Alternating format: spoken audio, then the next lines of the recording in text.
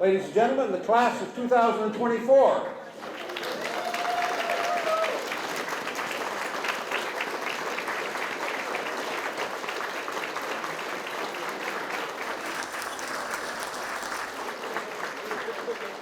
I'm going to ask you to remain standing, and I'm going to invite Sarah Williamson forward to lead us in the singing of O Canada. Sarah.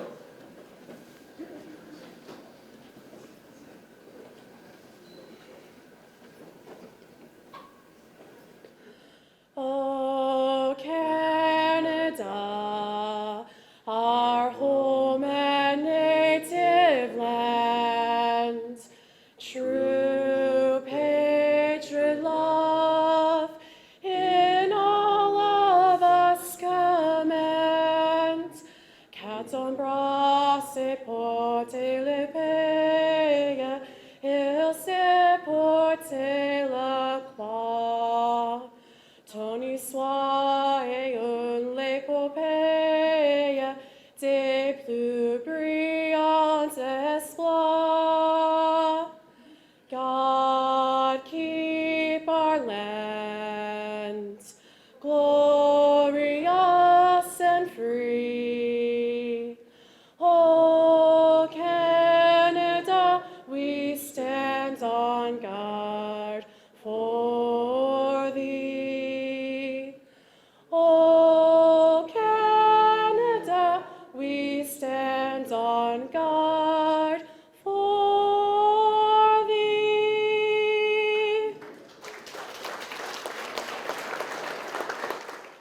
All right, folks, the reason that we've gathered this evening is to induct first an athlete, two builders, and a team. We're going to begin in the athlete category with Mike Sweeney.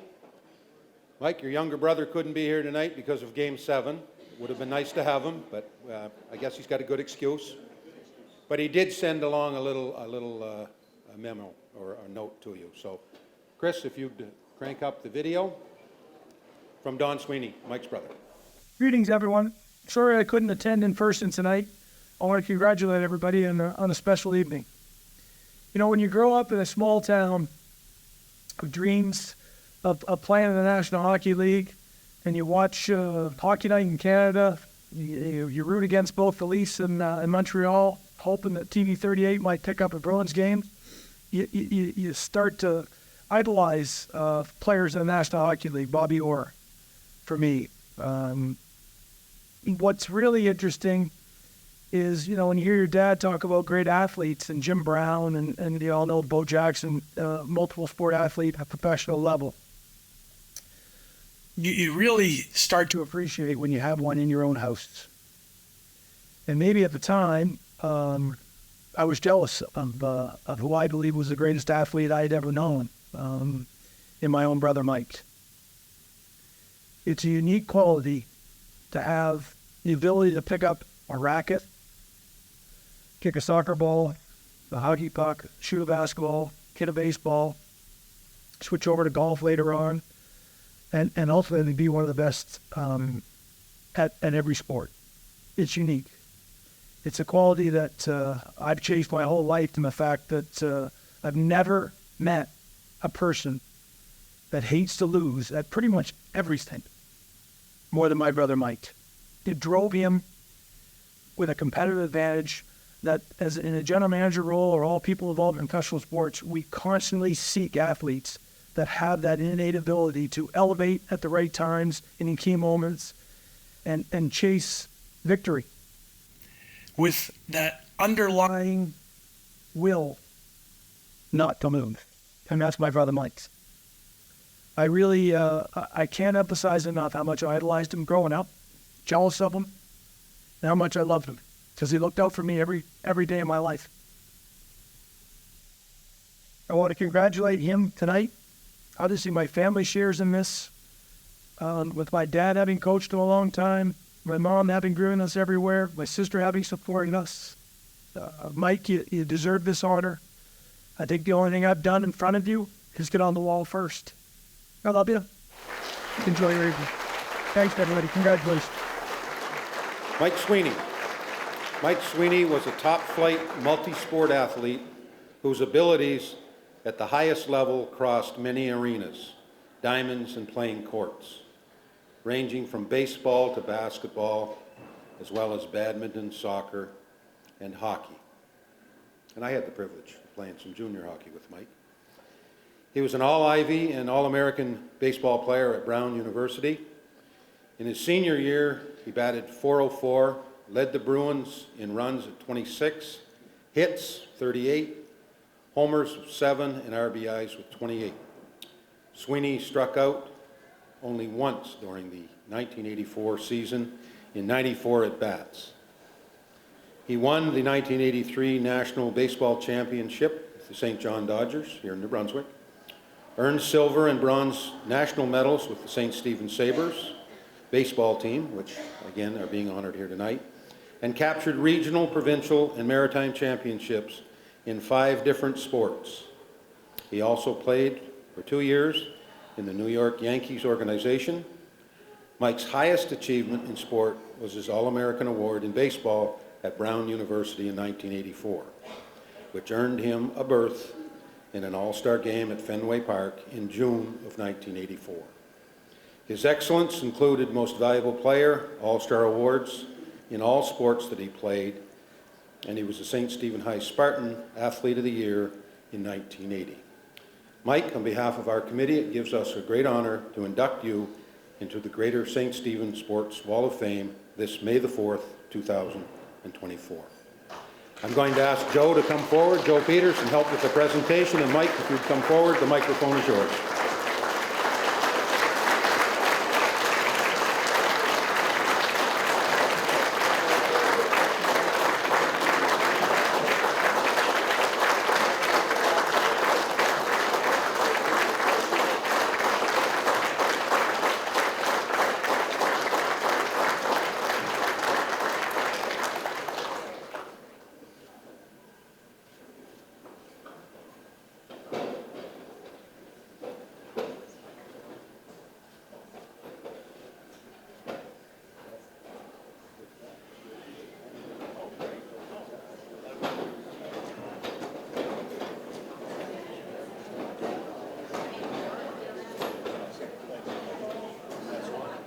Great.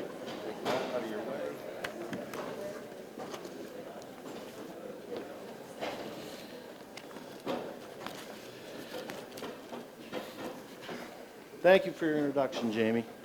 You're as welcoming today as you were 45 years ago at my opening game for the Wheels.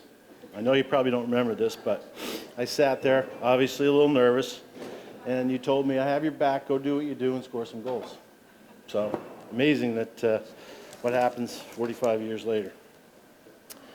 Congratulations to my fellow inductees, Mr. Crocker, Judy Wilson, whose list of winning titles is longer than my speech is going to be. And of course the Sabres, the team I was privileged to play for so many years. Thank you to the nominating committee for bestowing this honor on myself and my Sabre teammates. I'm not sure who you all are, but I have a feeling I know some of them. To my coaches, especially Rod Wilson, Jake Donahue, Dave Stenhouse, my Brown baseball coach, and of course Dad. To all the other coaches in the sports, the teams I played on, thank you for all your efforts. I ended up coaching for 15 years, so I know the effort and sacrifice that everybody makes to try and make the teams the best they can be and make the players better people. To all my teachers, I want to thank you all. I know you're not here tonight, but Ed Sheehan, Hugh McKnight, Jerry Manuel, Herb Duplessis, they always supported me whenever I needed a little extra help, and I needed a little extra help, as Hale would attest to. Thank you to my kids, Meg and Sean, for giving me the greatest joy you can have, the ability to be a proud parent and grandparent now. Thank you to my wife, Beth, for everything that she does, putting up with me on a daily basis. It's no easy task. And she's also the CFO of all 4 of my companies. She'll tell anyone when they ask what Mike does for a job. She says, Mike doesn't have a job, he has a lifestyle, I have a job. Kevin, you can attest to that, right? Just call Beth if you need anything. I never call Mike Never called me. No, I've never got the call. A Facebook message once in a while, that's it. She's the best life partner I could have, and she always has my back. Thank you to my sister Kathy, who's FaceTimed me before I got here tonight, for all her support over the years. It started early one time. I was around 10 years old, and I decided to go play pond hockey with the boys. And it was one of my first times on ice. I started late because I played basketball. And I got on the ice, got the skates. Actually, I think Greg Bro was with me because he knocked his tooth out that day. Anyway, I was skating along at a good clip, and clearly my stopping ability wasn't as good as my skating ability, because when it came to the end of the pond, I couldn't stop, and I bailed into the bushes. Had worn my new coat that Mom had bought me.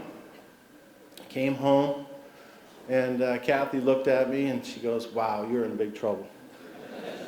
And she proceeded to get a needle and thread at 8 years old and sewed my entire Z pattern in my coat in the back. And we both were very content that we had, pulled it off. The next day I woke up to go to school, put my coat on, and I heard Mom scream, "Michael, what happened to your coat?" We were busted, but it was a good effort on my sister's part.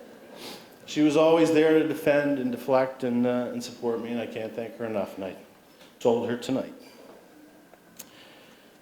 And the other guy, my little brother Donald.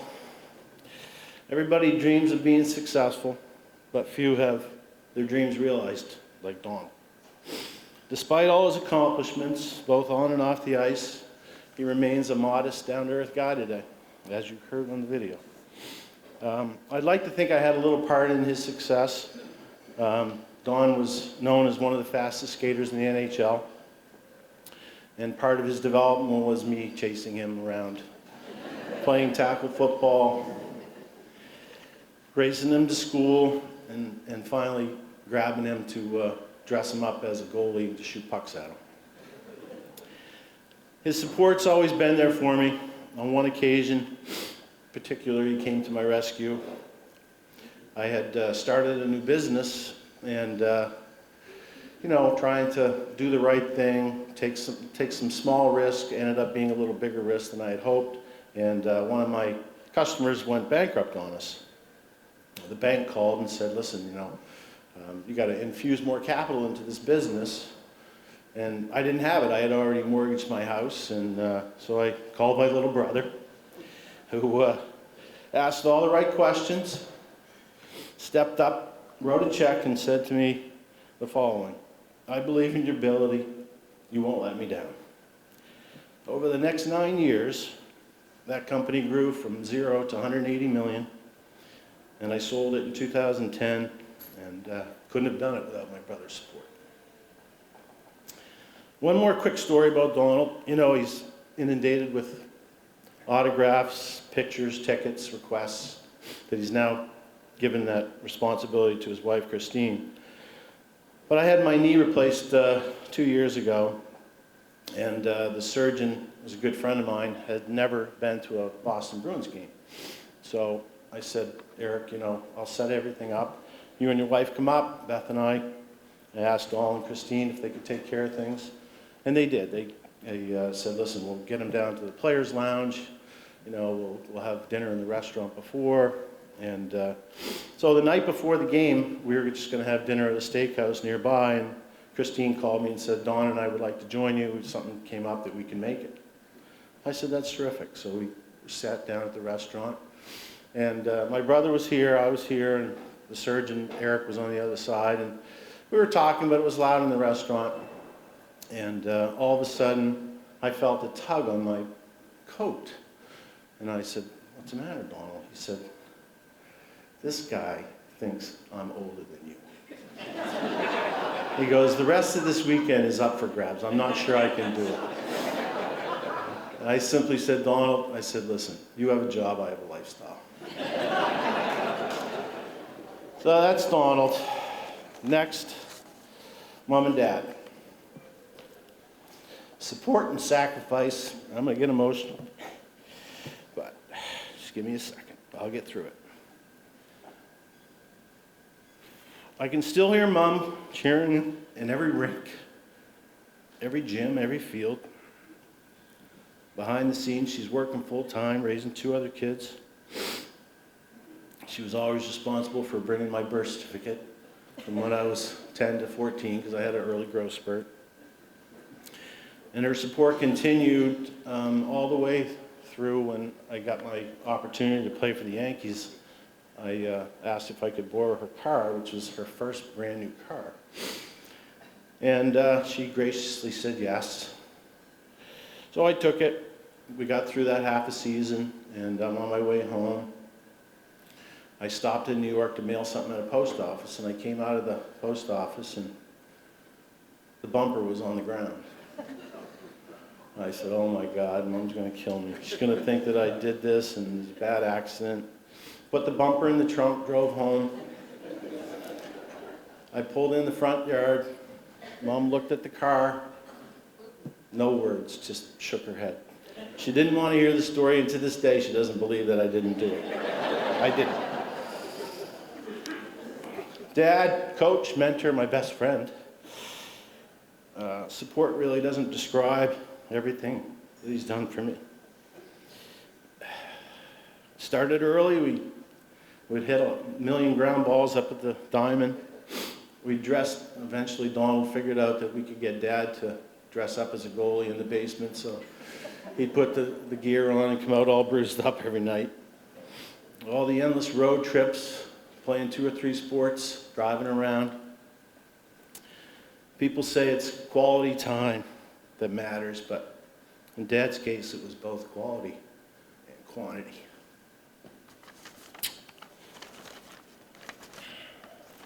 A couple quick stories to emphasize the commitment Dad had to me. We moved to Ontario during a sabbatical year when I was 12, and I tried out for the travel hockey team. Didn't make the team. Played in the house league and set the scoring record in the house league. And at the end of the season, the travel team came up to Dad and I and said, you know, I made a mistake. Should have had him on the team, but he's going to be on next year. And little did he know that we were going to be there that year. But as it turns out, he was also the travel baseball coach. So Dad said, you know, what do we have to do to get him on the baseball team? He said, well, the team's already picked. There's no chance for that. So Dad said, all right. So he found out when the schedule was for that team and drove me over there and said, we're going to show them what you can do today. And I said, well, the team's already picked. He goes, no, it's okay. Just grab your glove.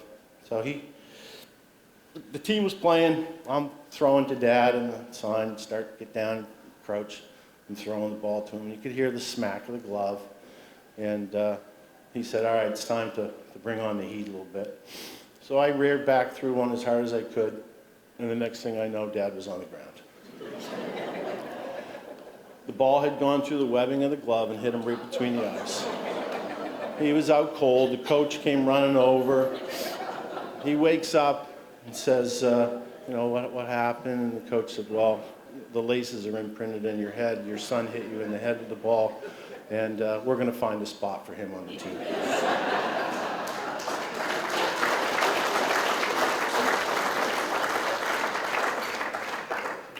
Dad always felt the need to protect us. He didn't want us to get hurt because we were playing so many sports. So one time, Donald and I decided we were going to go skiing at Crab Mountain. And Dad said, well, you're not going without me. I got to make sure you're all right. So we go up there. We're skiing a couple times, and none of us had really ever skied before. And so Donald and I are a little ahead.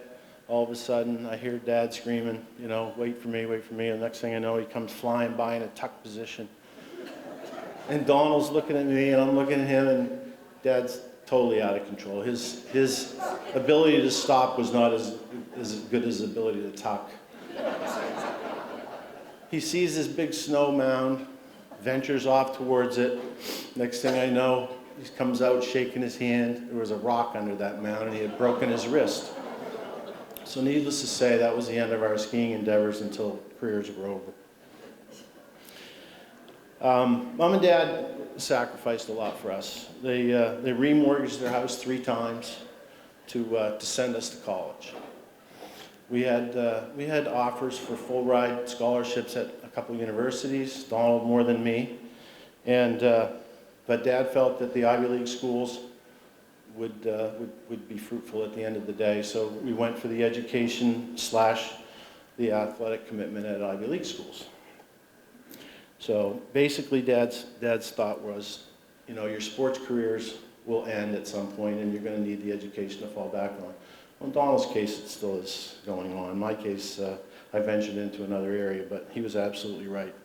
But it came at a great cost to them, and despite that cost, they made the sacrifice. And you know, their belief is educate, motivate, encourage, and support, and they did all that for all of us. I want to thank the people that supported the Sabres and myself, all the people that raised money, George Lewis, Bud Peters. There's countless people. Without the support of the town, none of us could have done the things that we wanted to. And the Sabres reached some great heights. I mean, from a small little town to come in second and third in the country is quite an accomplishment. I love my years at St. Stephen High School from kindergarten all the way through. I thoroughly enjoyed the journey here. The town was, like I said, very supportive. Wheels hockey, Sabres baseball, Spartan basketball. People always showed up to cheer on the hometown. It was really one of the highlights of my life. I was introduced to baseball at a young age by my uncle, George Purcell, a member of the New Brunswick Hall of Fame himself. George had suffered a knee injury during his career, which limited his mobility, but it didn't stop him from wanting to play catch with me all the time. And he would say, "Here's your window," because he couldn't move anywhere else. So I would like to think that part of, you know, the ability to throw a baseball and catch a baseball was because of my Uncle George. He also talked about sports all the time, and he really stoked a passion for competing for me, which that passion grew to play all the sports, as you heard earlier. I love them all and wouldn't change anything. Playing with the outstanding players that I had, and a lot of them are here tonight. You know, Bud, Wade, Hale, Dwayne. Jim Sheehan's not here, my badminton partner that we won 2 doubles championships. Eddie, Kev, Roddy. I know I'm not naming everybody, but you know, those are the core group of guys that I played with for several years and enjoyed winning and losing together. The life lessons I've learned through competing provided the backbone I needed to succeed in other areas. You know, give 100% of your time, 100% of your effort. People remember the competitors. One story I'll share with you was when I was playing soccer against Sussex. And Hale's going to remember this story like it was yesterday because he played this game with 2 broken ribs. We're losing in the second half, 4-2. And it was muddy, it was cold. I wasn't playing very well. And we lined up for a face-off after they had scored a 5th goal. And I just went through the motions. And a player from the other team from Sussex yelled, "Sweeney's quit, this game's over." Well, he was right, but I hated to hear it, and I used that and vowed that that would never be said about me again, and it never was. We played them in the playoffs later that year, and I scored 2 goals, and we won 2-1. That's the famous game Hale played with 2 broken ribs. A quick story about teammates, relationship building, and how it manifests itself into the future. While I was playing baseball in Barrhead, Alberta on the Canadian national team, I met two brothers, Tim and Mark Ripien. And Tim went on later in life to play in the Canadian national team and played up to AAA baseball as a catcher. Mark went on to be a MVP Super Bowl winner for the Washington Redskins. But, you know, we were very close for, you know, a summer. And then we lost touch as things happen, you know, life goes on. Fast forward 6 years ago, I received a phone call from a friend of mine to play golf the next day at my course in Arizona with a guy named Mark Ripien. And I said, Mark Ripien, the football player? And he said, yeah, do you know him? I said, I think I know him, but tell him Mike Sweeney is looking forward to playing with him tomorrow. Well, on that day, there's probably 20 people on the range. I got out of my car, was walking across the putting green, and this 6'6" MVP Super Bowl is running across the range to give me a hug. And I hadn't seen him in 40 whatever years, but the bonds that we built, 40 some years ago competing together, manifests itself in that hug that day. And I kept in touch, the next year. He called me and said he and his brother were coming to town again, and he had a friend, Mike Babcock, that was going to join them. So I invited him to stay at the house, and we played golf for a few days. And one of the days I sent a picture of him in the golf cart of Mike Babcock and myself to my brother. And he said, Mike Babcock, how do you know Babcock? And I said, oh, it's through a mutual friend. So about 5 minutes later, he texts me and he goes, he coached these two guys I'm looking at signing. And would you ask him his opinion on these two guys? And lo and behold, one of the guys Donald ended up signing, and one he didn't. But it was, the relationship that we had built over time, that Babcock, made his thoughts known to Donald, that Donald took that to the next level and made his decisions. It's just it's amazing how teammates never forget playing with somebody. I haven't talked to most of these people in 40 some years, but you catch up and you remember the great times that you had together. It's almost over, Judy. My education maturation continued at Brown. I was fortunate enough to play under a Major League Baseball player my freshman year called Dave Stenhouse. He understood the game at the highest level. He was the first rookie ever to pitch in a all-star game. My first 3 years there, I was adequate. I was good, but not great. And at the end of my junior year, Sten pulled me aside and said, hey, listen, next year's your senior year. I'm going to move you from shortstop to third base. That's where I think you have a shot playing in the professional leagues. And but you got to change a couple of habits. I said, I'm all ears. And he said, when you throw a ball, throw it like you mean it every time. When you run onto the field, run like you mean it every time. People notice. And he was right. So I followed that advice. As Jamie said, I had my best year at Brown my senior year, and I attribute a lot of that to Coach Sten. After college, I signed a free agent contract in Yankee Stadium with Murray Cook. I thought someday I'd be playing here. I hit a home run my first at bat in the major leagues, minor leagues, and I really felt I was on my way. I played 2 years, enjoyed every minute of it. I played with some great players, Roberto Kelly, Al Leiter, Jay Buhner, people that you know. And it's funny, in the minor leagues, you could tell that they had a unique ability, but they were not a polished player at that time. Roberto could run like a gazelle, but he hit 210 when he played with me. Al Leiter could throw 94 miles an hour, but he couldn't find the plate. Jay Buhner would strike out 5 times in a row and then hit a 500-yard home run. So somebody realized in them that they had some abilities, and it manifested itself, and they ended up being professional major league players, having a lot of success. So good for them. But it wasn't meant to be for me. My baseball career ended when the Yankees signed Butch Hobson, who had hurt his arm with the Red Sox, and they signed him to a AAA contract. And I had a AA contract, so they moved the AAA guy back down to AA, and me from AA back to A-ball. And I sat there basically saying, where is my future? Am I going to be 10 years in bus rides, or can I do something else with my life? In addition, I had hurt my arm, and every time I threw a baseball, it hurt. So I decided after the second year, I said, listen, called Dad, and I said, this isn't going to happen. The dream's ending. But I had no regrets. I had a wonderful experience, and most people dream of having that opportunity. The rest of my life journey really has been spent in the plastics business. I spent 40 years doing something I really, really enjoy. I bought and sold 10 companies. I have 4 businesses today that are thriving, over 250 employees, and I enjoy the challenge of doing better each year.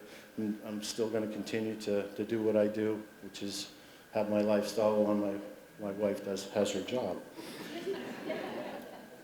The need to compete never left me. It just changed arenas.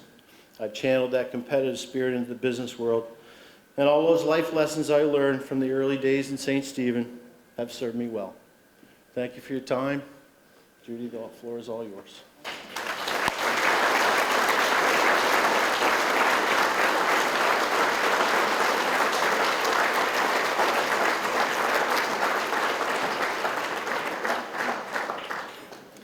Thank you very much, Mike. Enjoyed your stories, trips down memory lane. Congratulations. The builder category. We have 2. First on the docket is no stranger to most, Judy Wilson. Judy Wilson was born to sports. Judy coached and managed, officiated, kept the team statistics, drove the team bus, and even washed the uniforms for generations of St. Stephen athletes. While coaching numerous sports at St. Stephen High School, Mrs. Wilson's teams won 4 Class L provincial championships in basketball, as well as 2 more titles in volleyball. Her Spartan girls basketball team won 118 consecutive high school games, a feat that landed Judy Wilson a story in Sports Illustrated magazine, and I believe that's here on one of the tables, and won a silver medal in the 1972 National Juvenile Basketball Championships. Coach Judy was awarded the Basketball New Brunswick Coaches Award in 1985. Judy Wilson also managed baseball in St. Stephen. Her AAA Spartans baseball team won the provincial NBI championship in 1988. As a team statistician for the St. Stephen Sabres, Judy was inducted into the New Brunswick Baseball Hall of Fame in 2018. The godmother of New Brunswick baseball was honored with a Baseball New Brunswick Lifetime Achievement Award in 2022. Judy, on behalf of our committee, it's our pleasure to induct you into the Greater St. Stephen Sports Hall of Fame. May the 4th, 2024, as a builder. Judy Wilson.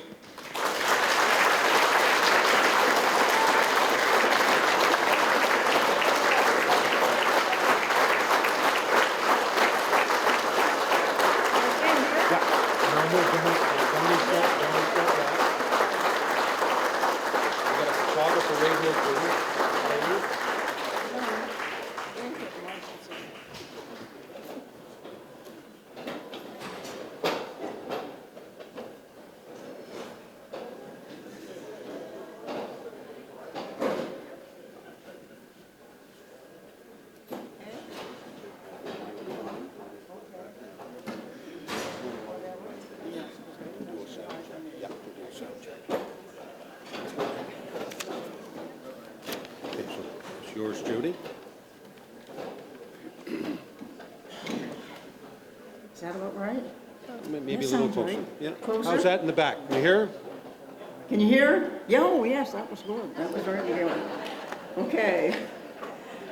Thank you for your warm welcome, and I'm very happy to be here to see all of you, and it feels like coming home. First, I would like to thank the selection committee for this honor. It's very special to me to be inducted with the honored members of the class of 2024. And Michael, you're a hard act to follow. I can't compete with what you've done, there's no way. Anyway, I'm really anxious to hear what Darren McKay has to say about John. I don't know the background there, but I'm really happy to be able to learn about that. And then there's my Sabres. The Sabres are my second family.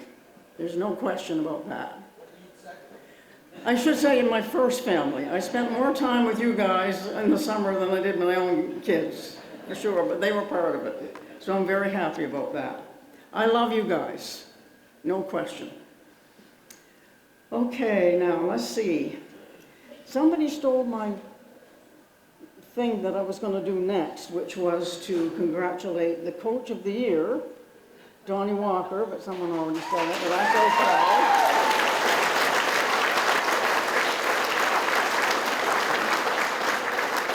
And the AA Girls Basketball Championships this year, right over here. Congratulations to you.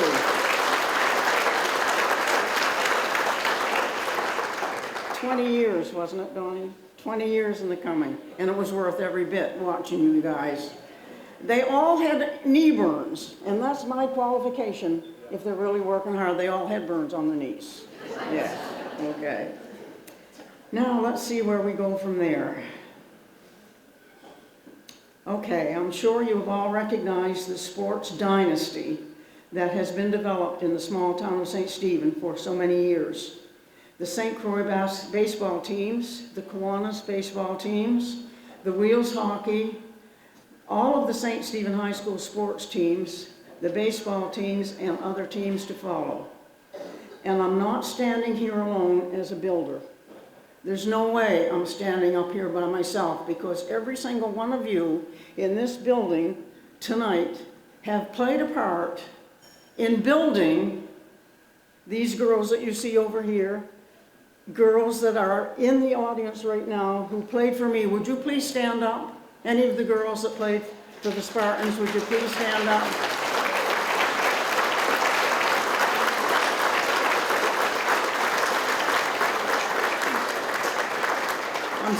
I'm so proud of them, and that wasn't yesterday, but they're still here and they're still standing, and that's wonderful. I'm proud of them.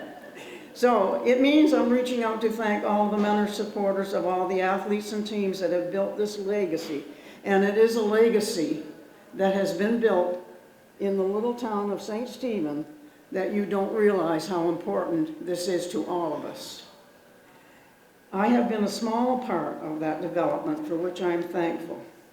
There are so many to say thank you to, and a lot of you are here tonight, and I can give credit to all of you, because family comes first. It starts with mom and dad, then it goes to grandparents, then it goes to uncles and aunts, and then it goes to cousins, and then you buy tickets, and then you drive the bus, and all of those things are happening right here, and you're all part of that legacy.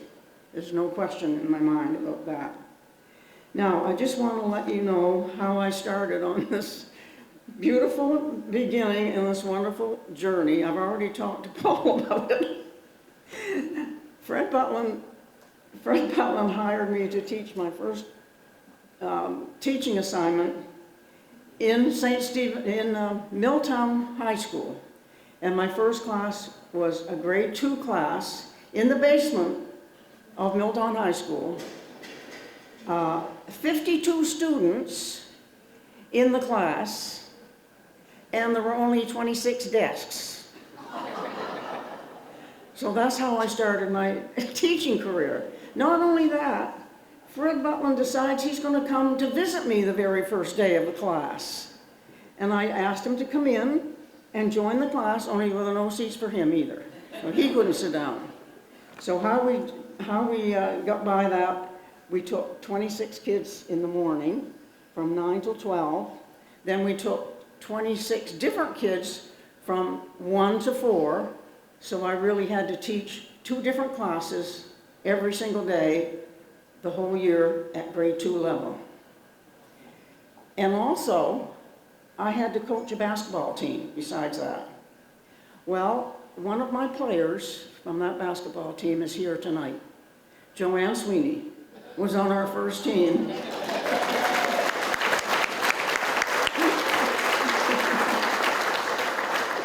Yes, you were, Joanne. Michael, you were in grade 12 at the time, and you were 18 and I was 19, but I was teaching grade 2. Because, the reason being, I was not a good student. I never could have gone to university. So I went to 1 year of teacher's college, and here I am at AV5, still hanging in there.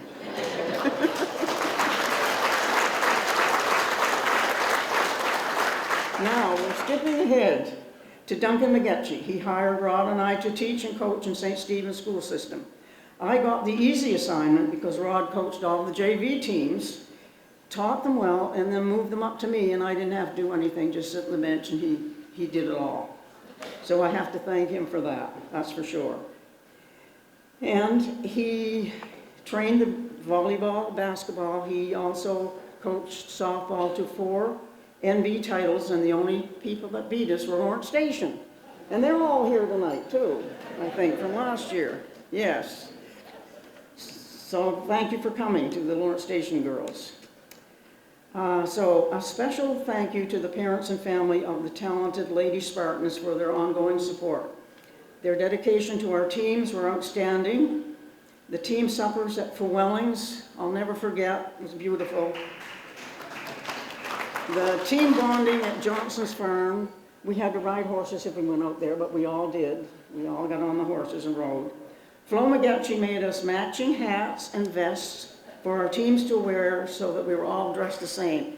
And when they saw these Spartan girls coming with their hats and their vests on, they knew they were in trouble.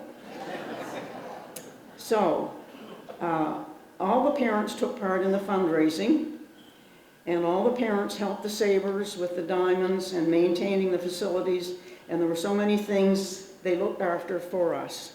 So thank you for all the parents and extended families for their help and support. All right, now, we have the support of the school staff. I learned so much from phys ed staffs of Al Casey, Peter Corby, Dave Nutbrown, Dave Flieger, Coach Walker. Thank you for teaching me and helping me to do what I was able to do. Our officials were also very reliable. They had to be, because Paul Sweeney was one of them. So they had to be. I remember my mom and dad in the bleachers for all the games. You remember Art and Thelma. Art was the quiet one. Thelma was not the quiet one. To say the least, she was not the quiet one. In fact, she hollered out in the gymnasium to Jim Purcell, who was also refereeing, and she told Jim, if you call one more foul on those Lady Spartans, I'm not making you any more mocha cakes for Christmas, that's it. I really miss Jim and Sandy and Richard. They're my best friends. We thank the Richards family for driving the bus and others who helped with the transportation as well. Now to the small but mighty community of St. Stephen. There's nowhere in the world you could compare. Our mayor, Doug Hanson, saw to our every need. Mike Horn's family supplied uniforms and jackets. Jamie Waycock's dad gave us vehicles at no charge to get us to places where we were to play. Buchanan's gave us carry-on bags. Ganong's gave us treats. Bill Francis and David Groom gave supplies for building things like scoreboards and batting cages. Minor Ball and the town had a batting cage set up in our backyard with a pitching machine. We would wake up with the pinging of balls being hit at 6 a.m., and I'm sure Dr. Omar, who lived next door, did not appreciate that. The entire town bonded together to do fundraising, banquets, and parades. I will always be thankful to my sister Linda for all she did for us. She worked on this wall project as well. There were so many celebrations and special projects that she spearheaded, and I miss my sister Linda. Krista and Trevor follow Linda's dedication to the excellence as well. Krista is principal of St. Stephen High School, encouraging and supporting and promoting student athletes. Trevor, an athlete, a teacher, a coach, a high-profile referee. He rose to the top of his field as a prestigious official, having been assigned tournaments at the international level. Good job, Trev.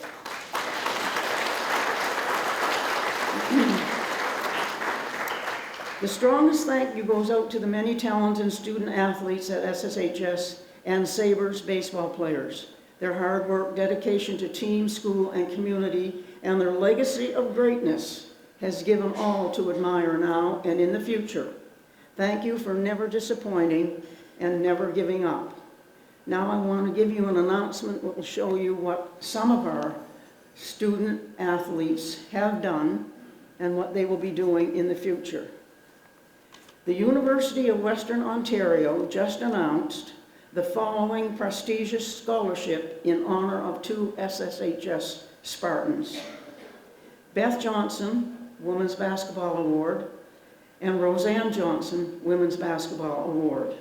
This fund will support undergraduate students based on academic achievement. Preferences include students are making a significant contribution as a member of the women's basketball team, and both awards are $5,000 for 5 years to each of them.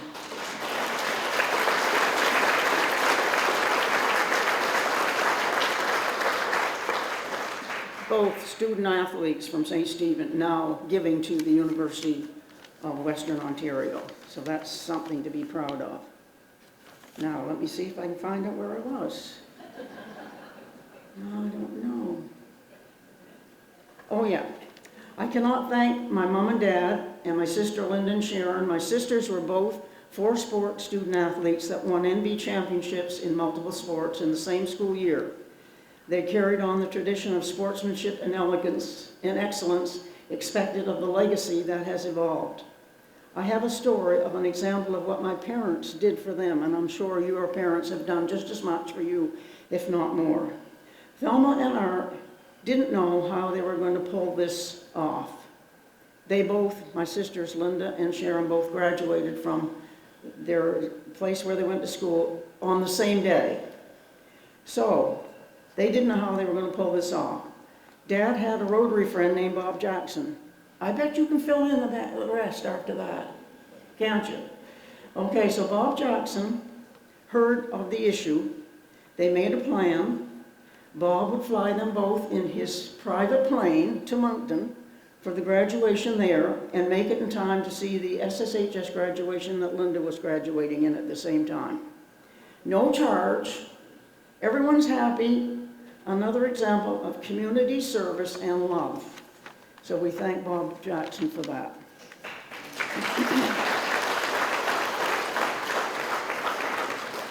Thank you to our 2 sons, Rod and Derek, for living a life in a home with demanding 2 parents who were both teachers and coaches. Now, what worse could you imagine than that? It was a very busy household with challenges. Both Rod and Derek were 4 to 5 sport athletes in a school year and won championships in some of them. Thank you both for the excitement and giving us the joy of watching you at a very high level as a Spartan and as a Sabre. I am so thankful that I'm still able to get in the bleachers and watch my son Derek coach the Royals baseball team in Fredericton and watch my grandsons Jackson, Marcus, and Jared play. They have inherited the talent and desire and have encouraged their grandmother to come and cheer them on. They still want me there, if you can imagine that. A special heartfelt thanks to Derek and Trish for their loving kindness of taking care of Rod and me in our senior years and for doing so many special things for us to give us joy. I'm just praying it can go on for a few more years because I have more to do. I have a brand new stadium seat. And the stadium seat has 2 power packs that give you heat. So when one wears out, then you put the other one in for the heat. Not only that, the back of it gives you massage. So I have a lot to do yet. Okay, so now, I'm pleased that my good friend, Tracy Dale, who can't be here tonight, but Jeff McLeod, who has helped me through thick and thin. Jeff, I thank you for everything you've done. I appreciate both of them so much. A special thanks to a talented SSHS student athlete, Mr. Ever Hansen. Dr. Hansen has taken such good care of our family for many years, and we are truly thankful for her excellent care. He was quite an athlete himself, wasn't he? Yeah.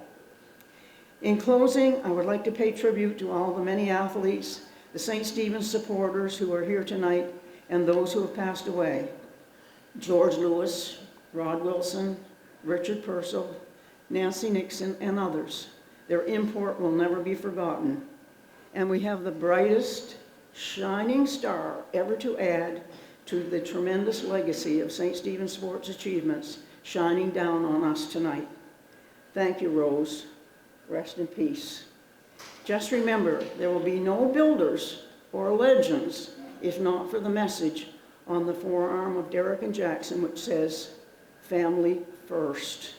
It begins with the family and it never ends. Thank you for all your support. Enjoy the rest of the evening, and thank you to the St. Stephen Wall of Fame for this honor I will always cherish.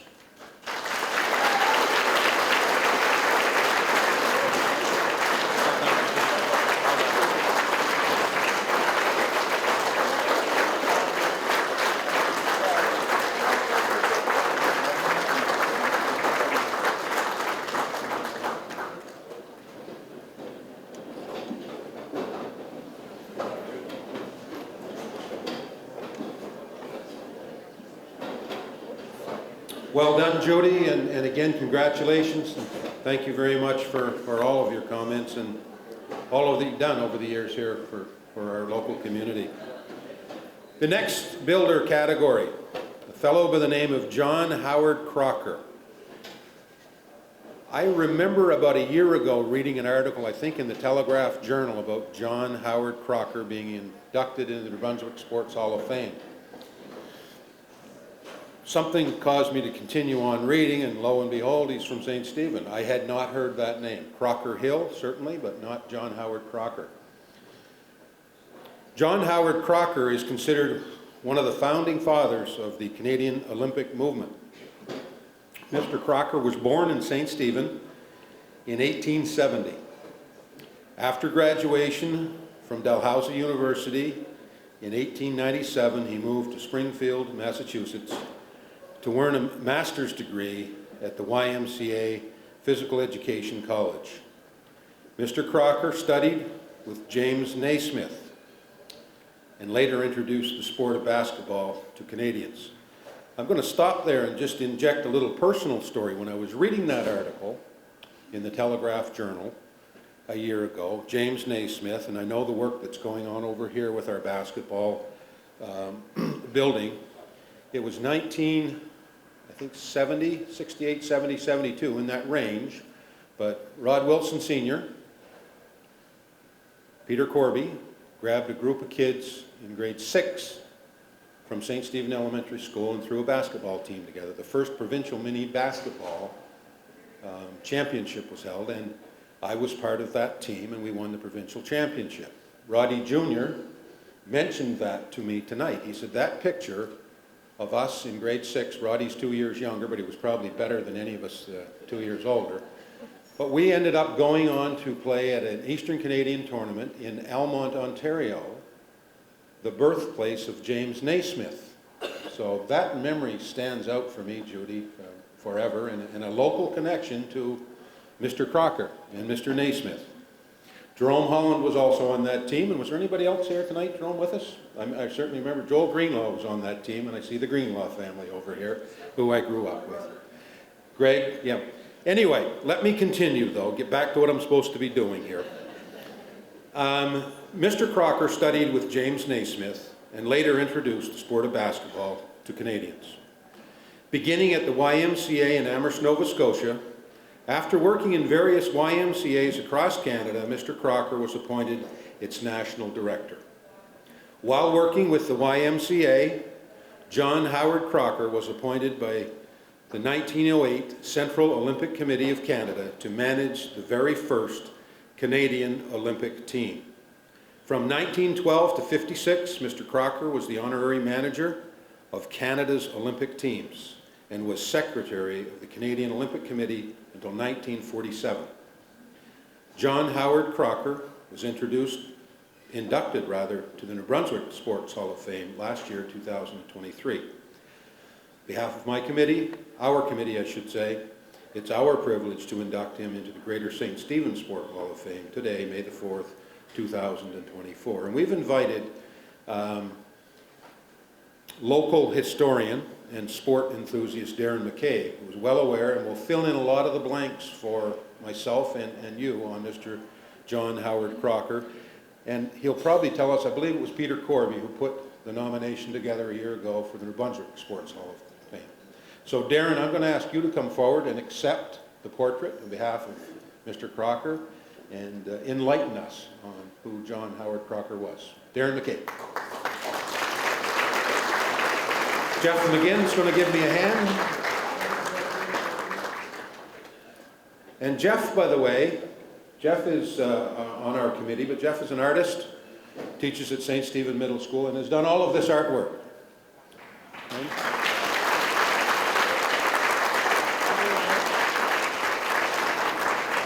Two of the paintings which we've auctioned off, and all of the portraits on the wall downstairs are all responsibility of Jeff, who's a busy teacher. His wife's a busy teacher, and they've got 2 young kids. So Jeff, publicly, thank you for all you do.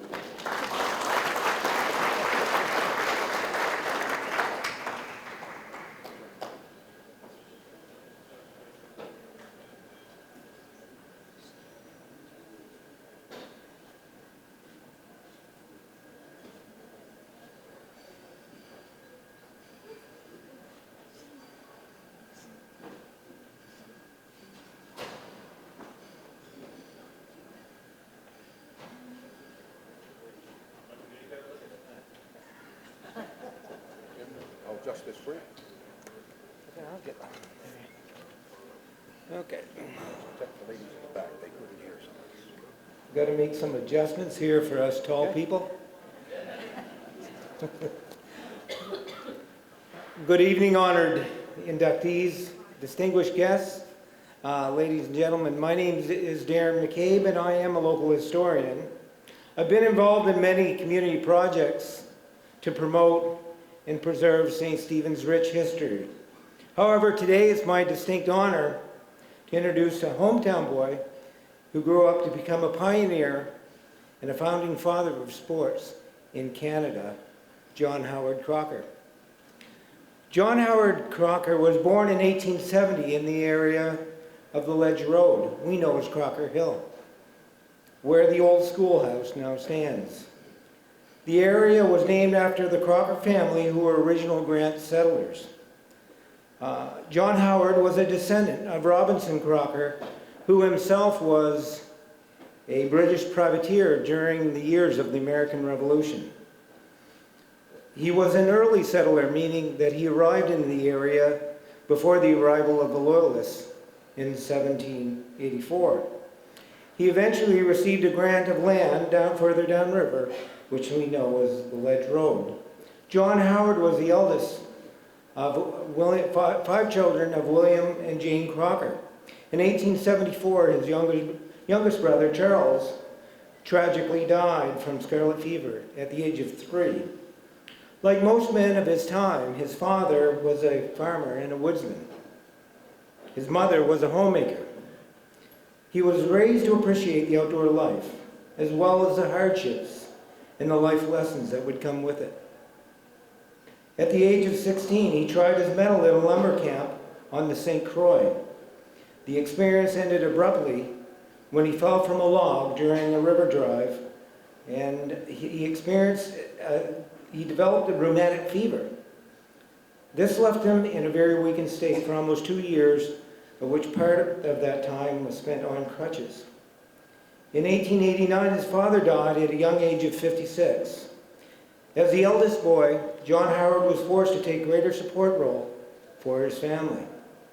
John Howard would go to work part-time at a local blacksmith shop, as well as at Fred Watterson's pharmacy. He was in constant search of the odd jobs to earn extra income.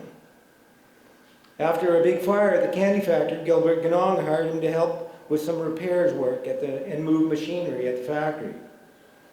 However, the influence which would eventually shape his future came when the new YMCA opened in the Watson Block building in 1891.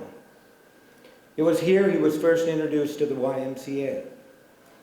He would become very involved in the YMCA programs and become chairman of the Physical Education Committee in 1892.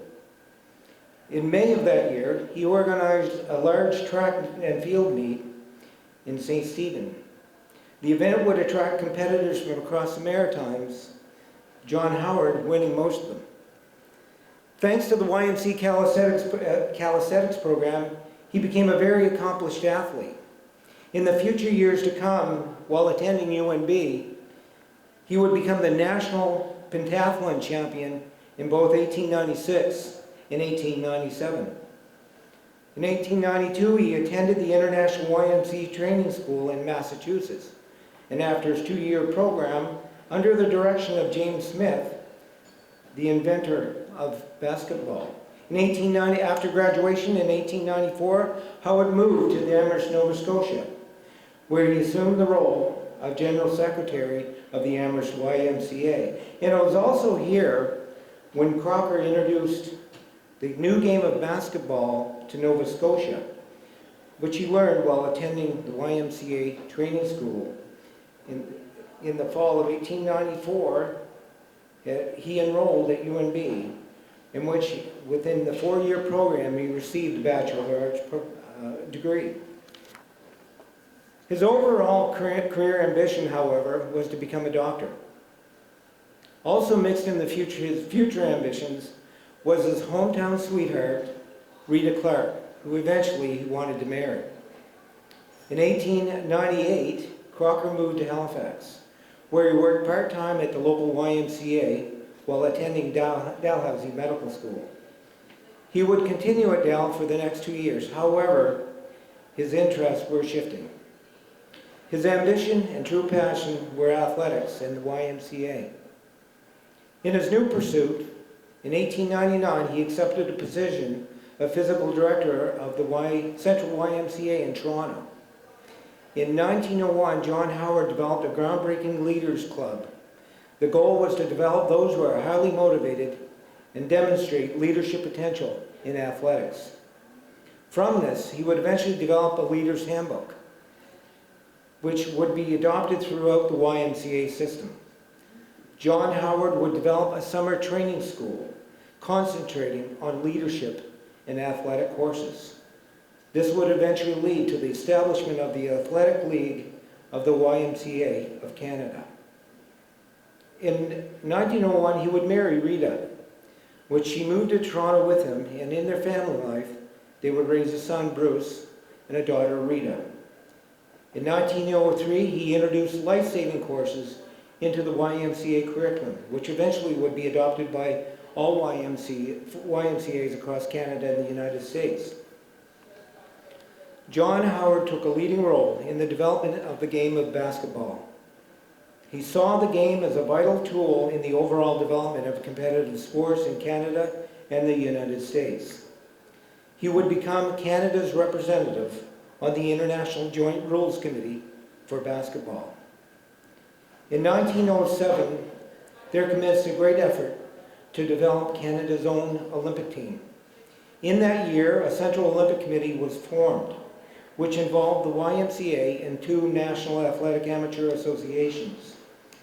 With John Howard's coordination, these organizations would hold athletic meets across the country, which was to establish the best athletes for the various Olympic sports disciplines. Okay. Crocker was also considered the best qualified to manage the team, of which he was subsequently chosen. Canada competed for the first time as a nation at the 1908 Olympic Games in London, England, with John Howard at the helm. He was subsequently appointed the Secretary of Canada's Olympic Committee from 1922 to 1947 and remained the honorary manager of the Canadian Olympic team until 1956. John Howard would also assume the role of manager of the Canadian Amateur Athletic Association, in which he served for 50 years. His service was, however, interrupted for a 10-year stretch. Through the YMCA in 1910, he was asked to organize and manage the YMCA program in China, as well as develop an athletics culture. This would subsequently lead to Crocker becoming the manager of China's first Olympic team in 1915. In 1917, Crocker would return to Canada and would take up residence in Winnipeg, becoming the Western Director of Physical Education for the National Council of the YMCA. He would serve in that role until 1921, when he accepted a position in Toronto as the National Secretary of Physical Education in Canada. In 1928, he became the president of the International North American Physical Education Society. That is the first time a Canadian had ever been elected to the position. The society comprised of the most outstanding physical educators in North America. In 1930, at the age of 60, he retired from the YMCA, although continuing to serve in an advisory capacity. However, this would not last long. He was offered and accepted a position of Director of Physical Education at the University of Western Ontario. Here, he developed a curriculum for physical education instructors. He fulfilled his duty with the university until his retirement in 1949. His last big project on the campus was the construction of Thames Hall Health and Wellness Center. In 1950, the university conferred the highest honor on John Howard, a Doctor of Law, honoris causa. John Howard Crocker died on November 27, 1959, at the age of 89. Since 1990, the University of Western Ontario, through the International Center for Olympic Studies, hosts an annual lecture series in his honor. In 2023, he was posthumously inducted into the New Brunswick Sports Hall of Fame. This is just a brief synopsis of this sports pioneer. There's no way to encapsulate the impact John Howard Crocker has had on the development of sports and athletics, not just in Canada, but around the world. His legacy is that of a man who set the bar high and achieved at the highest levels in sport and personal development. He combined this with a strong grounding of individual self-discipline and a personal code of conduct. Even today, as we sit here, we are all the beneficiaries of the governing principles in sport he so believed in and taught. Ladies and gentlemen, that is John Howard Crocker. Thank you.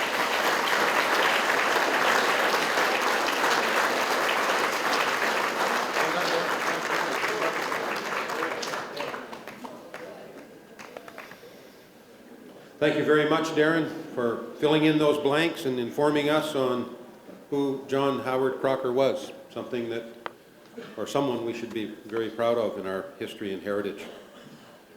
Also in the team category, St. Stephen Sabres baseball team, 1978 to 1982. St. Stephen Sabres dominated the New Brunswick amateur baseball in the late 1970s and early 1980s. In 1978, the Sabres won the New Brunswick Provincial Midget Finals. The next year saw St. Stephen capture the NB Bison Championships, the Atlantic Championships, and they also secured a bronze medal at the Canadian Championships. The Sabres joined the New Brunswick Junior Baseball League in 1980, whereupon they immediately won the league crown, thereby setting a provincial record of 3 titles in 3 different age classifications in consecutive years. The Sabres went on to lead the New Brunswick Junior Baseball League for the next 3 seasons. In 1981, the Sabres participated in the Canada Summer Games and won the first ever silver medal for New Brunswick. In 1982, after winning the Atlantic Canadian Championship, the Sabres won bronze at the national finals. St. Stephen Sabres were inducted into the New Brunswick Sport Wall of Fame in 2018. Our committee is proud to induct the St. Stephen Sabres into the Greater St. Stephen's Wall of Fame this May the 4th, 2024. I'm going to ask Mike Horn and Phil Chisholm, committee members, to come forward to help with the presentation. And I'm going to ask one of the coaches, Paul Sweeney, and players, Kevin Estabrooks, to come forward, please.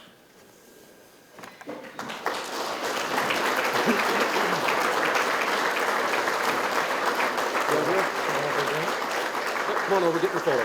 Come get your photo. Mike, you're on the other side there.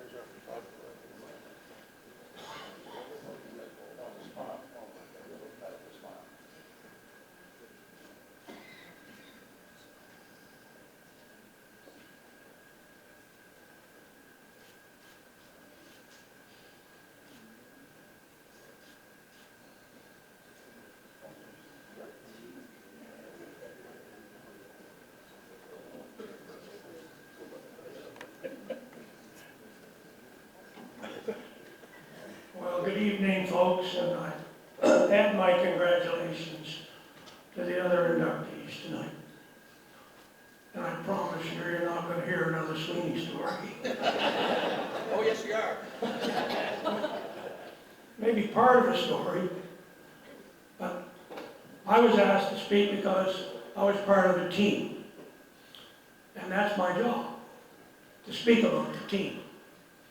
And it was pretty special for me and for all 26, is it? 30.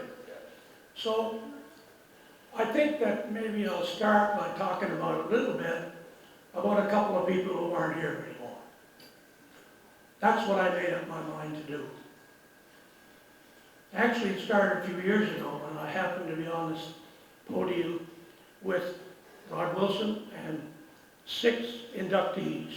And I had some relationship with every single one of them. And so that night, when I got a chance to talk about Rod, I said Rod was a coach's coach. And I want the team to know what I meant by that. It meant that you, as a player, liked to play with him, for him. And the other coaches, including me, respected him. And so if you go on and be a coach, I would like for you to think about that. You have to understand the effect that you get a chance to mold people in that way. So that's the way I like to start. The second thing I like to talk about a little bit, a couple of players who aren't here, and the first is Rick. Rick is just one of those guys, and it allows me to tell a story, because I had a little role to play. Not a major role, but I had a role, came 7th inning for most every game. I had to step out of the dugout, didn't have to say anything, just step out of the dugout, a couple of paces. Already Rick would be on his way in from first base with that beautiful smile on his face. Already Kevin would be on his way to first, and Hale would be on his way to second. Everything happening automatically. And once Rick got in the dugout, we would go back and sit down. Rick was he knew we had to make a change in the stuff. Most of the time we were ahead anyway, but you have to make a change if it switches to defense. And that switch was almost automatic every game, and you were part of it. There's another guy who doesn't come to these things. He played center field, and his name was, who was it? Jerry Axis. He's very bright. I taught him in school. And the reason I want to talk about him a little bit is because, again, it gives me a chance to talk about George personally. He was my uncle, and he was a good ball player. And I played a little ball, played center field, and one day George said to me, Paul, you know, you can get a better jump on the ball because you can tell by the sound the ball makes coming off the bat if you're really paying attention. Well, I told that story to Jerry. He didn't say very much to anybody, did he? But a little later on, he said, you know, that's true. That's true. You get a little better jump if you listen for the sound of the ball coming off the bat. I never forgot that. There's a couple of other things, too, that happened along the way, and it's all about team building. And again, Rod was involved because this team had 3 or 4 things going for it. They were all good athletes, and they were too deep in every position. Now, you have to understand that you have your parents to thank if you're strong, because they were very strong athletes. You had Rod to thank if you were well trained, and that's true. But there's something else. You were mentally tough as well. And that's a little harder to define. You were mentally tough. And it never showed up any better than it did the game you played against Quebec. It was the 7th inning, you were making your move, and they knew it. And you knew the hard one was coming. The high hard one, it's called. And it came, and when it did, you chased him right into center field. That tells me you were mentally tough, mentally prepared, well coached, and you know what happened after that. You went on and you won the silver medal. Wonderful, wonderful time I had as a coach. I had a couple of little things you know you do. One thing, a little job I had was I had to do, I didn't have to I guess, but I used my beautiful green Charger to scrape the infield on Sunday morning especially. I love that car. And we took the transmission out of it, making that infield. Bresnahan played with me. He said, you know, Paul, playing on that diamond was like playing on a pool table if it was done right. It was that smooth. There were no bounces that didn't go your way. So, nothing about the Sweeneys again, nothing about the Bruins. Just thank you very much for being here.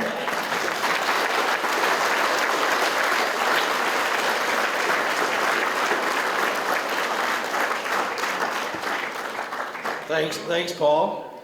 I'm here to accept it on behalf of my Sabres family, and I also have a few words, but I will try not to duplicate.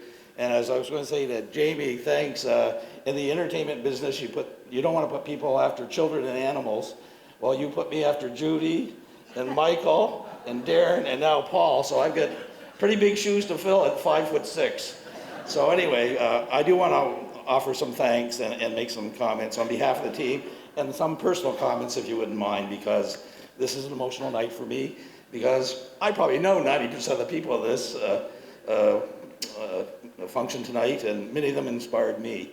And I have a lot of thank yous to say on that behalf. But I also know the Bruins and the Leafs are playing. I did try to call CBC to get the game delayed. I've been told there will be no scoring in the first period, so that's the best they could do. So anyway, I just wanted to start off by thanking the organizing committee. Yeah, exactly.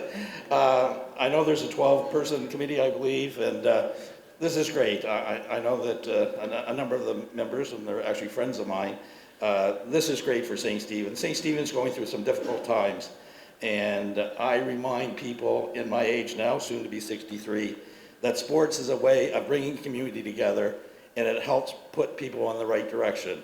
I have over 30 of my friends and teammates here. Not one of them, I think, has been in Dorchester. They're all here. They've all had productive lives. They've contributed to the community. That's what sports does. And I know Coach Walker had his gals here. Unfortunately, he left, but I wanted to pass on my congratulations to them as a former Spartan and former provincial champion. Don, I hope you pass that on to the young ladies, that 40 years from now, hopefully they'll be in my shoes and doing the same thing that we're doing here tonight. So thank you very much on behalf of the committee. Top notch. I think, would my colleagues give a round of applause to the organizing committee? Thank you.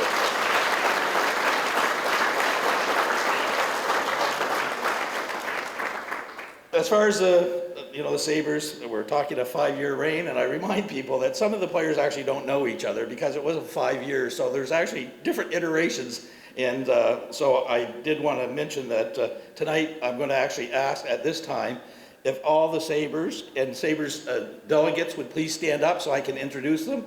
And if I could ask to make sure that Shirley stands up for George, and Ann can stand up for Alan, and Lynn can stand up for Richard. And I'll introduce you to all of the Sabres so that you get a sense of who was who, if you wouldn't mind. So would all the Sabres rise?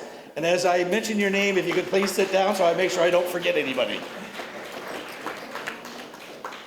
So to start off, I did want to mention that Shirley Lewis is here for George, and George was our general manager and jack of all trades, and I'll talk shortly about George. Shirley is here. I also wanted to mention that Rod Sr., also known as Potsy, God bless him, we know where he is and where George is. So Derek is here. Derek, you should stand up on behalf of Rod Sr. Derek is also our bat boy, and I like to remind people, great to have bat boys. Derek was our bat boy. Johnny Lindsay, I think, still here somewhere. He was a bat boy back in my Mosquito days. Pretty good chance that we have some pretty good athletes in Derek and John. And I know Jamie Reed was a bat boy for the old Legionnaires back in the day, right? So I had to mention that. So Derek, on behalf of H. Rod Sr., thank you for being here. Of course, Judy's statistician for the team. Jimmy Madsen is here. Jimmy, raise your hand. Jimmy coached with us. The old man, Paul, he's already talked. I guess he's going to stay down. So then we'll go around the room. We have Eric Haley, who played. I'm going to save some of the guys for later. Dwayne Richards is here. Greg Nordstrom. Stevie Jackson.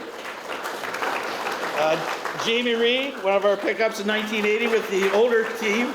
I do want to mention that my brother Greg and Tim McSorley were also from that iteration, and they could make it. And Jerome Holland from that year as well is here. Robert Marvin, one of the young lads. I'm leaving you later. There's the, I call it the Blacks Harbor Penfield connection of Glenn Hawkins and John Bro. Chris Quinn came down from Bathurst. Chris from the Quinn family. At the back, there's Ronnie Grant. Jeff Tapley came down from Fredericton tonight. One of the last joiners of the team, Dale Patterson, who has family connections but grew up in Manitoba. Dale came down from Toronto for this. We have what we call affectionately Zig and Zag. Doug and Dandy Libby, who also have, Dan's come down from Ottawa for this. In the later years, we picked up Alan Solis from up north, and Alan's come down for the night. Ann Lewis is here, and Ann is, Alan, who is one of my best friends. Alan, unfortunately, couldn't be here, so Ann is representing Alan. Bill Richards, Bill played with us, came down from Petawawa, Ontario. Peter Boucher is here, one of the Milltown connection.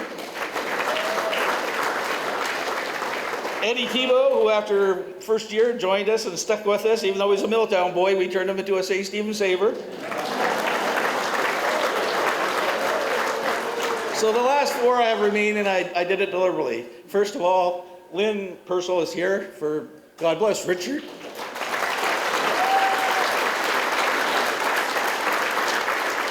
I was going to tell Lynn I wasn't going to cry, but Richard was a special guy. One of my best friends growing up. We used to play 3-on-3 baseball in the Ginong parking lot when we were 6 years old with Charlie Buffard and Eric Haley. And Richard, if anyone knows Richard, I think a lot of you know him, Mr. Personality, Mr. Community, and think of him every day. So anyway, thanks God for Richard. One of the best all-around athletes in St. Stephen, Dale Levitt, played all 5 years. And I'll mention about Dale, one thing about Dale and the two people that are remaining. There was actually 5 of us that were played all 5 years. 3 of us played on the team all 5 years. 2 players were picked up in the last year because they were playing other places senior ball. And these are 2 of the best athletes ever to come out of St. Stephen. And thank God I was born with them, is Mike Sweeney. Michael? I'm going to talk a little bit about Sweeney because I have to, just for a minute after that. And then the guy that was born the same year I was, and we wore the odd uniform. Someone asked how many games we played together, and I think it's over 1,000. This is Rod Jr. Wilson.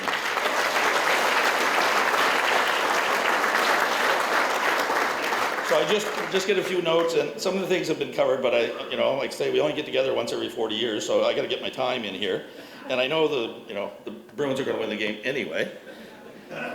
So I get a ticket for that one. So anyway, some people have asked me, and I went on to coach for a number of years, how do you get a successful team, right? Well, the first thing is you need a visionary. You need a vision. And that was George Lewis. And unfortunately, George can't join us in person, but we know he's looking down, probably making sure that I don't say anything out of turn or something like that. But George had this idea probably about 1975 to put a team together. Took us until 1978 to actually put the team together. But George was the guy that did everything behind the scenes, from the uniforms. Judy's mentioned a lot of things. I think Judy remember her sitting at the table signing an awful lot of letters. And George was the guy, if we needed something, I remember when Easton came out with an aluminum bat, I think George went all the way to California to find the bat so that we could have the best equipment. We were always the best dressed. We had the best uniforms after the first year. We always traveled well. We had no worry. I don't think, did we ever pay anything to play? I don't think we did. And that was because of George. So Shirley's here, and I know the McCann family, some of them are here. And so, you know, we're always thinking of George. And a big thank you on behalf of the Sabres.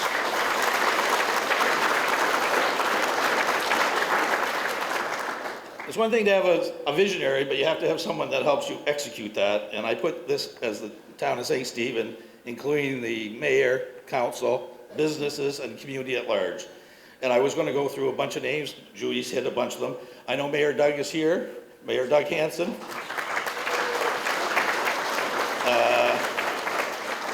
Judy mentioned Mayor Bob Jackson, and the third mayor was Mayor Alan Gilmore, and I know them all because my dad was a counselor, so many of them in my household. So special thanks, because the town back in those days, and hopefully still, really supported youth sports, and we had nothing to worry about when it came to the town. If we needed something, the town stepped forward. And I just want to tell you a very quick story. Doug Hanson was the mayor, and I actually worked for the town one of the years, and I actually got a free week off. So anyway, don't tell the taxpayers I actually was in Alberta playing baseball and they paid me. But anyway, thought I'd just mention that one.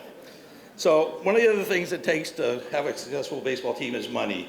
And as, again, Judy mentioned, and I said some of the stories about George, it was all the businesses and community volunteers and individual donors that wrote check after check after check. And I know the Horn family is here. Judy mentioned a bunch of others.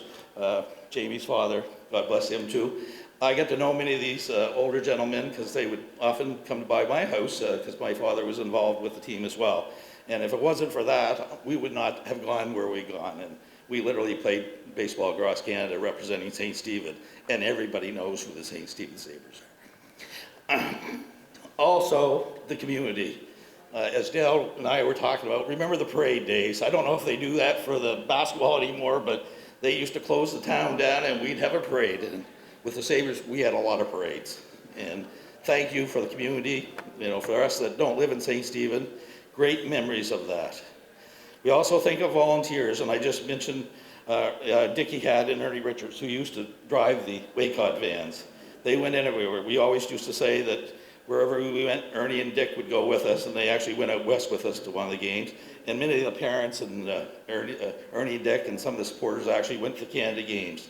We played in front of 9,000, 50 New Brunswick fans, 8,950 Ontario fans. Which 50 do you think we could hear the most?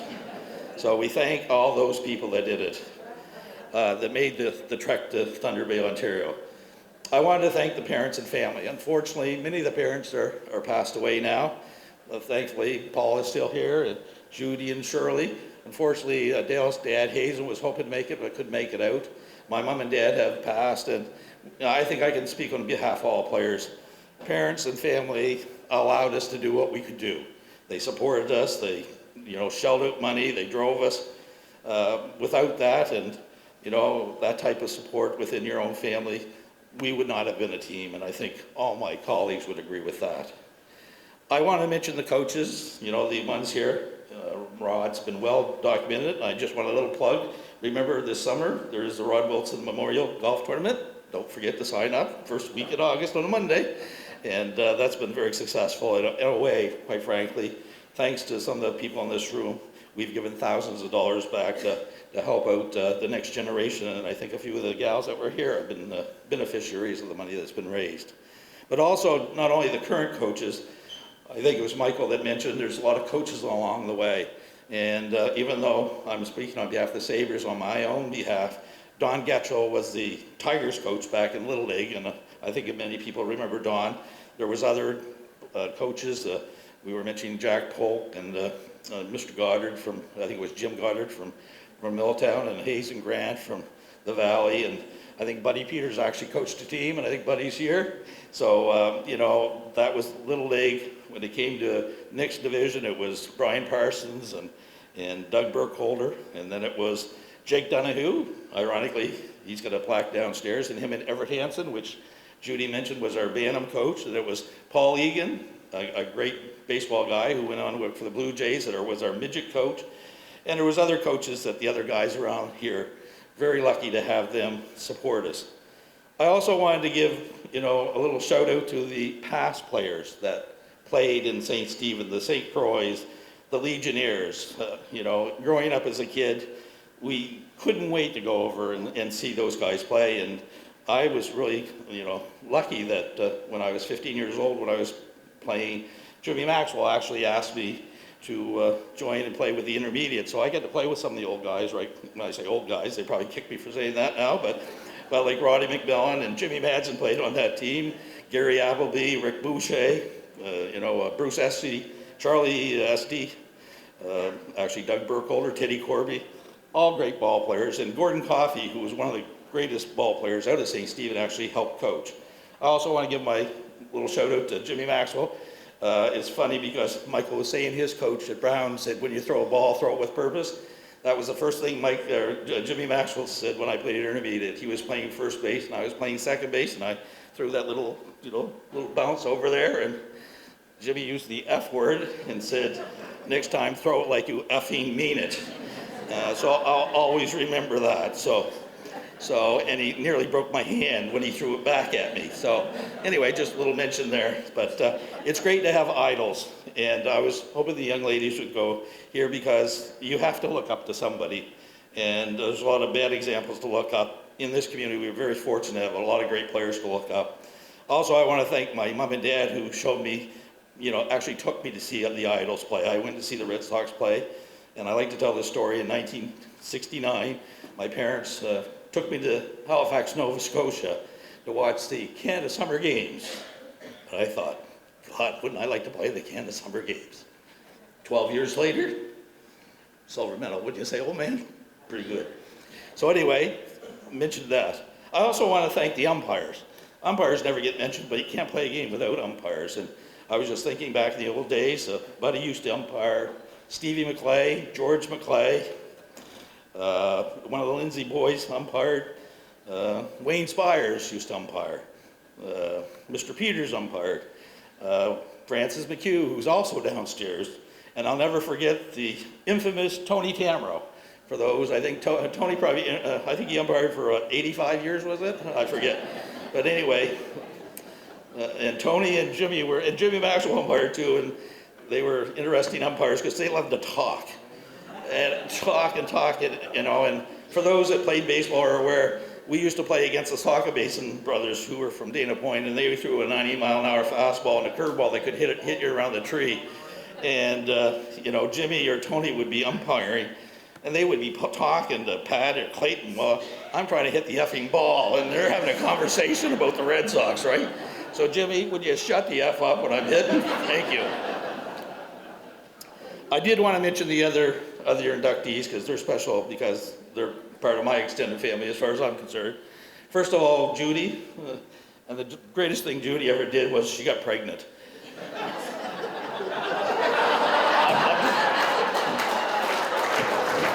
Twice.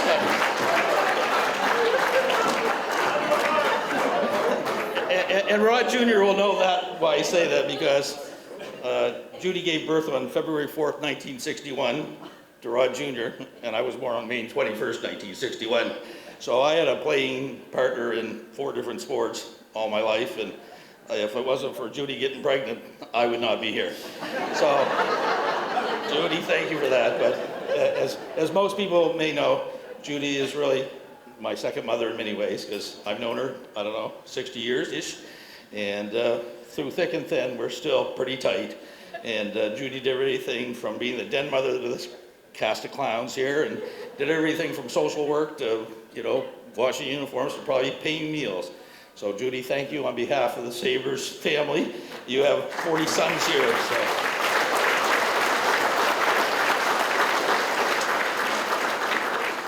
I did want to say that when Judy was coaching another sport I played with, Rod Junior basketball, we had been away at a tournament and were successful, and they had a bit of a thing going on. Judy actually, out of particle board or post board, made up a basketball of all of our players and put our numbers on it, and then she put a quotation for each player. And I still remember mine. I don't know if you know that. But she said that success is 1% perspiration, or 1% inspiration, 99% perspiration. And I'll never forget that, because in my lifetime, I know hard work pays off. And Judy, I'll never forget that comment. So anyway, so when you say some of these quotes, believe it or not, even us young people will listen once in a while when we're 18 years old. Another thing I wanted to congratulate Michael. We played a few sports together. In baseball, I'm not sure if you know, but a double play is 6 to 4 to 3. He was the 6, I was the 4. Michael and I played soccer together.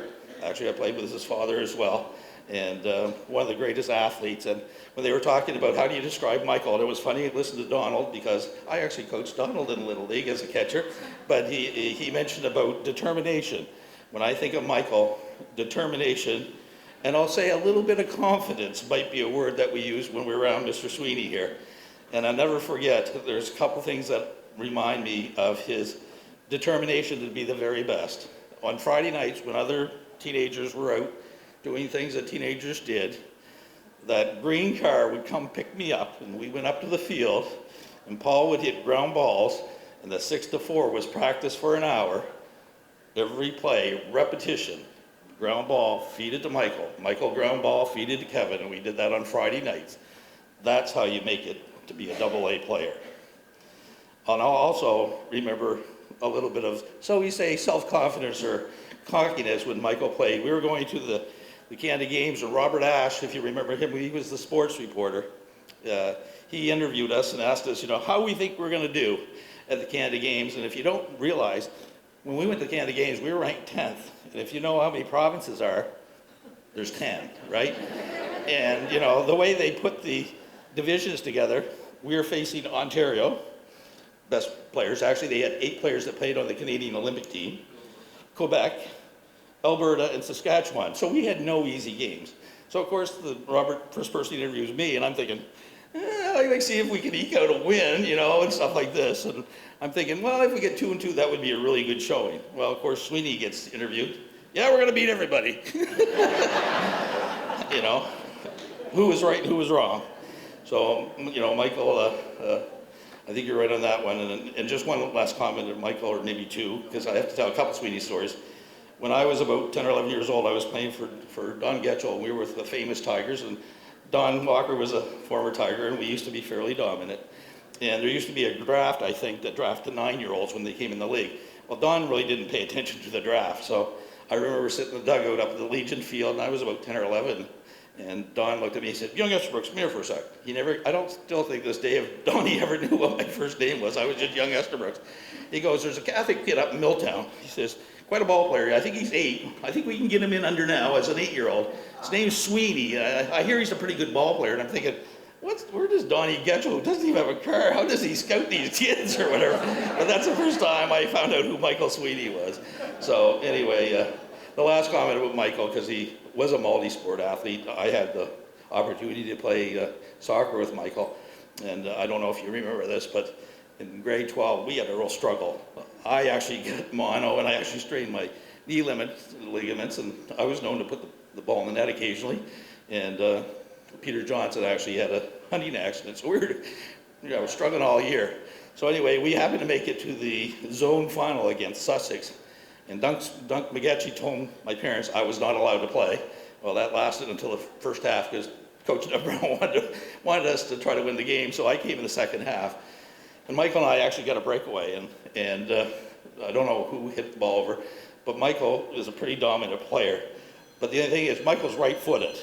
I happened to be left-footed, and the ball was coming from the right side, and Michael looked up, and before he kicked it, he let it go to me, and I happened to tap it in the corner, and we happened to win 1-0, and we went on to win the provincial final that year, and I think the two of us, we had a few goals that game. So, when you're a top athlete, sometimes you have to be selfish, but also you have to be smart. And Michael I don't know if he's smart or not, but he certainly doesn't cook left-footed, so he was good enough to let the ball go to me, and I happened to be able to put it in the net. So anyway, I also want just in closing, because I know people are probably getting tired and need to pee and all that fun stuff, but I just wanted to say on behalf of myself, but also I think for everyone, as I mentioned, a lot of the players don't know each other because they just didn't play, but there is a special thing about being a Sabre and about being part of a team. And, you know, I think we all want to say thank you to each other, because over the years, the friendships are still there. The connections are still there. As I think Michael said in his speech, it's been, you know, I haven't lived in St. Stephen, believe it or not, in over 40 years. But when you come back here, this is home. And I went on to coach in Nova Scotia and help there a bit in sports and stuff. I don't think we realize until we're this age how lucky we were to live in St. Stephen and be brought up in a tradition that we compete, but as George Lewis said, we compete to win. And I think Michael said, you know, we played a lot together and we won and lost. I don't think we lost very often, to be honest. It did sound good, but to be honest, to quote Michael Sweeney, we played to win. So I want to, you know, thank my colleagues who are my teammates, but I want to also collectively thank all of you on behalf of the Sabres. We are very fortunate that we were born and raised in St. Stephen or Milltown or the greater St. Stephen, because without the support of everyone I mentioned and probably another 100 or so, we would never have the opportunity to have the life we had, and the success that we had as baseball players has often led to great lives moving forward. So I really want to sincerely thank the town of St. Stephen and all you folks for coming out tonight and sticking this long to listen to me. And I know the Sabres are very thankful that you put this on for us. It really is special and emotional. Thank you very much.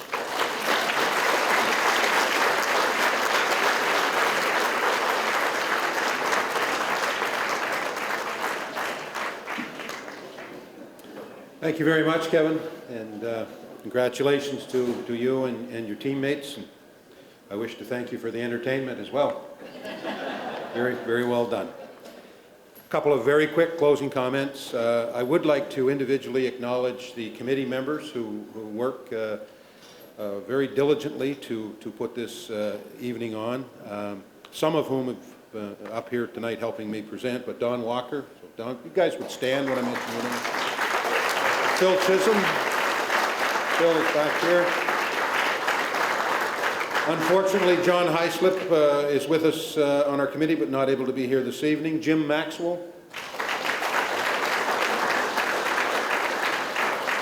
Joe Peters.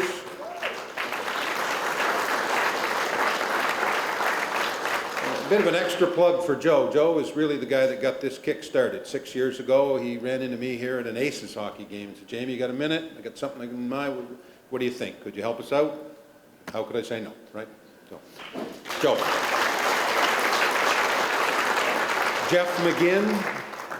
Jeff's back here. Jane McShane. Jane's probably still back in the kitchen, but what a workhorse she is, and we're so happy to have her on our committee. Mike Horn, who chairs our committee.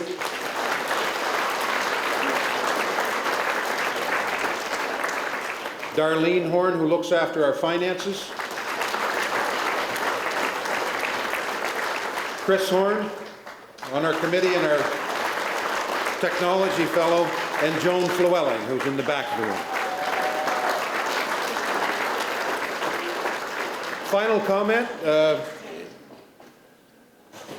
Final comment is, oh, there's Jane back there. Sorry. Jane?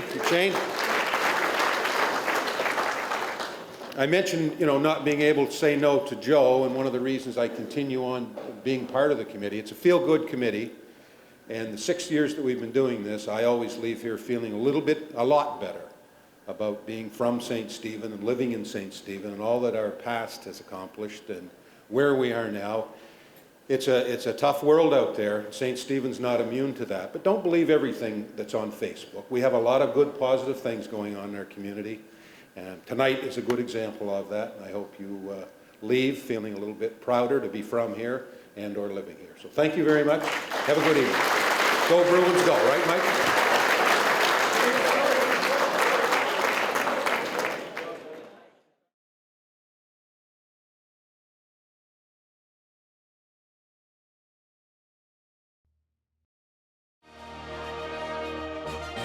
a news and public affairs production of CHCO-TV, New Brunswick's only source for independent community television.